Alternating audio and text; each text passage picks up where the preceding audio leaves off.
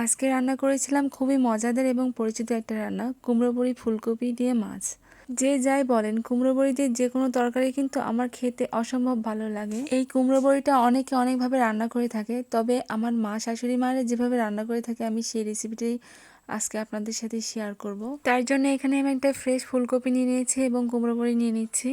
ফুলকপিটাকে আমি সুন্দর করে ছোট ছোট করে কেটে নিচ্ছি এবং আমার যে কুমড়ো বড়ি আছে সেগুলো আমি সয়াবিন তেলে একটু তাতিয়ে নিচ্ছি। কুমড়ো বড়িগুলো একটু তাতিয়ে নিলে এগুলো আর পরবর্তীতে ভেঙে যায় না, গোটাকুটি থাকে। তারপর আমি কড়াইতে আরেকটু তেল দিয়ে আমার সেই ফুলকপিগুলো ভেজে নিচ্ছি। ফুলকপির একটা এক্সট্রা গন্ধ থাকে।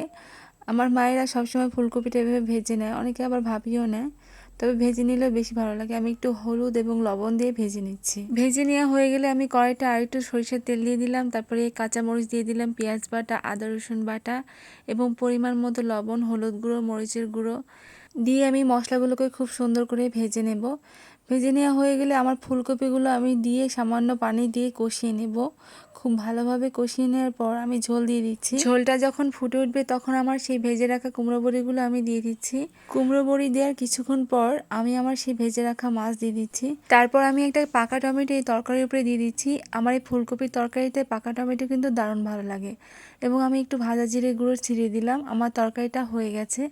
গরম গরম ভাতের সাথে এই ফুলকপি, কুমড়ো বড়ি এবং মাছের তরকারিটা কিন্তু দারুণ মজা। আপনারা এই ফুলকপিটা কিভাবে খেতে পছন্দ করেন তা অবশ্যই কমেন্টে জানাবেন। আর ভালো লাগলে আমার ভিডিওতে লাইক, কমেন্ট, শেয়ার করবেন।